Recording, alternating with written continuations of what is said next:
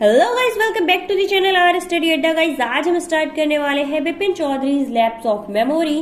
Guys इस chapter को एक फनी चैप्टर कह सकते हैं आप। इस चैप्टर के जो मेन कैरेक्टर हैं उनको ये विश्वास हो जाता है कि वो बीमार हैं और मजबूर होकर वो सोचने लगते हैं कि वो बीमार है। इस कारण वो अपनी बॉडी की सारी एनर्जी को लॉस कर देते हैं, खो देते हैं, बट रियल में वो बीमार नहीं होते हैं।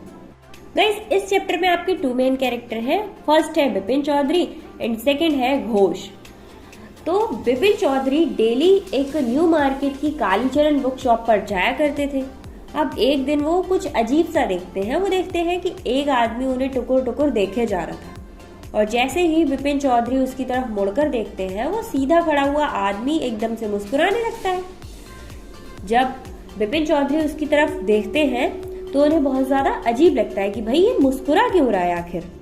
और दूसरी तरफ वो आदमी भी बहुत ज्यादा चौंक जाता है कि बिपिन बाबू ने आखिर उसे पहचाना क्यों नहीं। उसने बिपिन बाबू को बताना शुरू किया कि 1958 में वो रांची ट्रिप पर गए थे, तब 1 वीक के लिए वो साथ में रहे थे। बट ये सारी बातें जानने के बाद भी बिपिन चौधरी ने सोचा कि ये व्यक्ति जो सामने से खुद को घोष बता रहा है, शायद ये मुझे पहचानने में गलती कर रहा है या फिर ये सारी बातें बताने में गलती कर रहा है, क्योंकि वो तो कभी रांची गए ही नहीं थे। उन्होंने ये बात घोष को भी बताई। घोष ने कहा कि मैं कभी भी रांची नहीं गया था, पर घोष ने उनकी तरफ बहुत ज्यादा विश्वास भरी आंखों से देखा और ऐसा लग रहा था कि वो मजाक कर रहे हैं। घोष जो था वो चौधरी को फिर से बताना स्टार्ट करता है।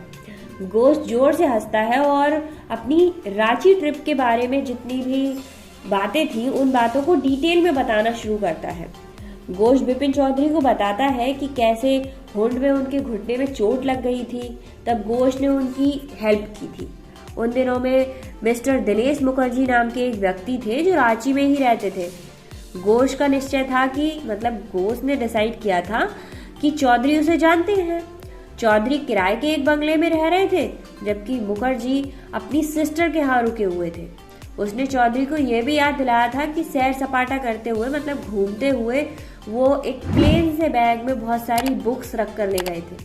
अब बिपिन बाबू जो थे वो घोष से पूछते हैं कि भाई ये जो सब कुछ तुम बता रहे हो ये आखिर कौन से मंथ में हुआ था। तभी घोष आंसर करते हैं कि ये अक्टूबर में हुआ था। इस पर बिपिन बाबू आंसर करते हैं कि भाई अक्टूबर 1958 में मैं कानपुर में अपने फ्रेंड के घर पे था। अब इतनी सारी बातें बताने के बाद भी बिपिन बाबू ये मानने को तैयार नहीं थे कि वो उनसे मिले थे। अब घोष ने फिर भी हार नहीं मानी और उन्होंने कहा बिपिन बाबू को फिर से बताना स्टार्ट किया। उन्होंने कहा कि कैसे एक दिन आपने अपने जीवन में जो आप अकेले हैं उस बारे में मुझे बताया था। आपने बताया था कि आपकी जो स्वर्गवासी पत्नी है उनके बारे में और अपने इकलौते भाई के बारे में जो पागल होकर मर गया था, उन सारी बातों को आपने मुझे बताया था, आपको याद है। फिर बिपिन बाबू जब शॉप से बाहर निकलने लगे ये सारी बातें करके, तो उन्हें कहीं ना कहीं ये लग रहा था कि जो घोष है वो उन पर अविश्वास भरी नजरों से देख रहा है। उन्हें लग रहा था कि जो घोष है वो अविश्वास भरी नजरों से बिपिन बाबू की तरफ देख रहा था। शॉप से बाहर निकलने के बाद बिपिन बाबू ने अपने ड्राइवर सीताराम से कहा कि गंगा के किनारे किनारे चलो आप।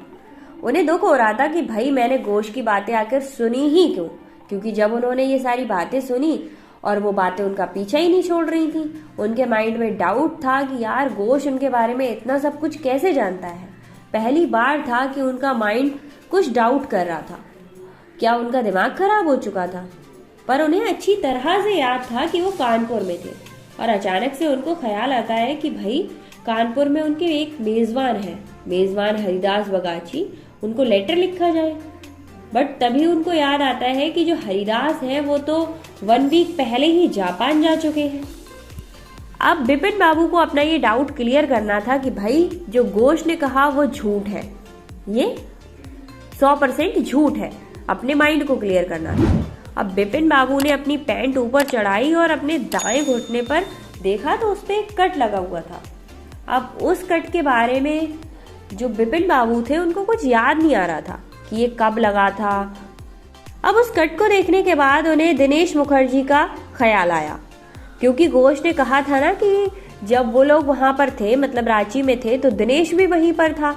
तो उन्होंने डिसाइड किया कि भाई मैं दिनेश के पास जाऊंगा और ये सारी बातें क्लियर करूंगा।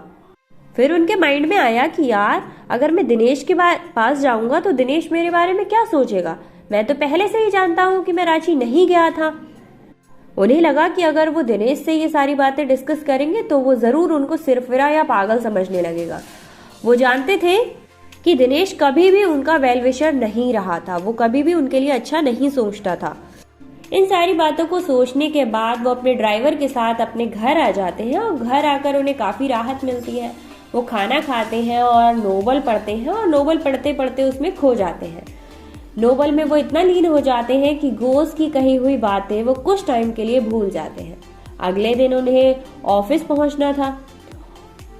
अब ऑफिस पहुंचने के बाद जो बिपिन थे उनको सारा घटना जो थी, मतलब सारी बातें फिर से याद आ गई। अब उन्होंने फाइनली डिसाइड किया कि वो दिनेश को कॉल करेंगे और उन्होंने कॉल किया भी। और वो हैरान रह गए जब दिनेश ने घोष की बात को सच बताया। उन्हें हैरानी थी, भाई मैं रांची कब गया था, दिनेश भी इसको कंफर्म कर रहा है। मुखर्जी ने उनकी टेंशन कम करने की जगह और बढ़ा दी। अब बिपिन बाबू पिछले 25 ईयर्स से उस फॉर्म में काम कर रहे थे, बट उनके साथ ही पहली बार हुआ था कि उनकी हेल्थ अच्छी नहीं थी और वो अपने काम में फोकस नहीं कर पा रहे थे। उनका सिर दर्द से फटा जा रहा था और इसीलिए वो अपने घर चले आए। अब 2 बजे थे, 2:30 हुए थे और 7:30 पर उनसे एक इंसान मिलने आता है जिसका नाम था चुन्नी बाबू। बिपिन चुन्नी बाबू को जानते थे क्योंकि चुन्नी लाल क्यों आया है ये भी जानते थे। चुन्नी लाल और बिपिन बाबू एक साथ स्कूल में पढ़े थे और एक लंबे समय तक पढ़े थे। अब चुन्नी लाल अपने बुरे टाइम से गुजर रहा था, मतलब उसकी जो सिचुएशन थी वो बहुत अच्छी नहीं थी और वो काम के सिलसिले में बिपिन बाबू से हेल्प मांगना चाहता था। बिपिन बाबू जानते थे कि वो उसकी कोई हेल्प नहीं कर सकते, इसीलिए वो उसे पहले ही बता चुके थे कि भाई मैं तेरी कोई हेल्प नहीं कर सकता। बट जो चुन्नी लाल था वो उनके पीछे ही पड़ा हुआ था। अतः उन्होंने क्या किया, अपने रूम से ही एक इंफॉर्मेशन भिजवा दी या संदेश भिजवा दिया अपने नौकर के हाथ कि अभी मैं चुन्नी लाल से नहीं मिल सकता।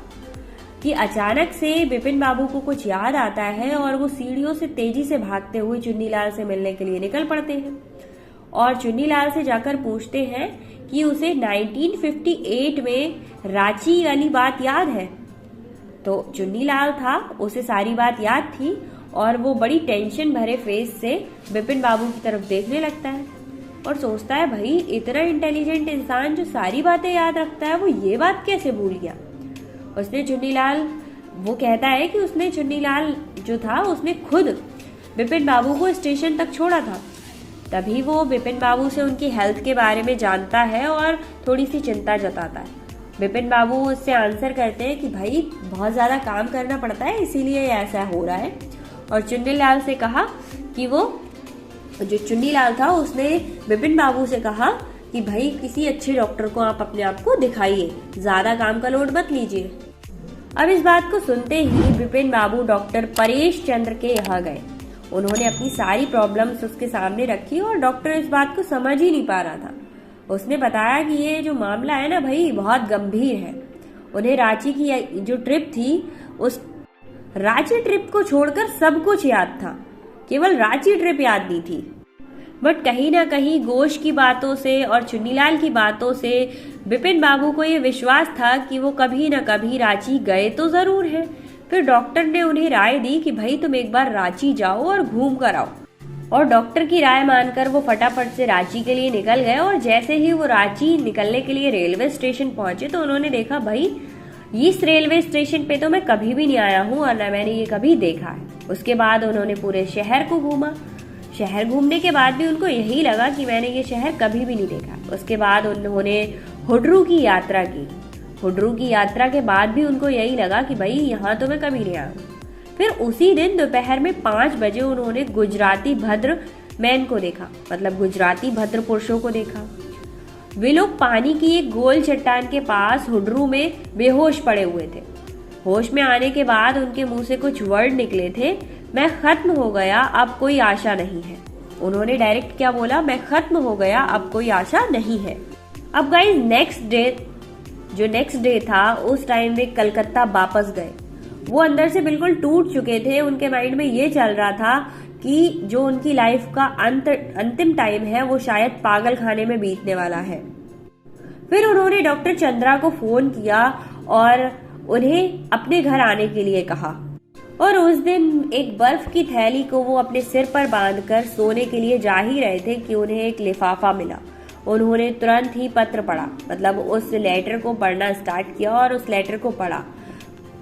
और ये लेटर चुन्नीलाल का था।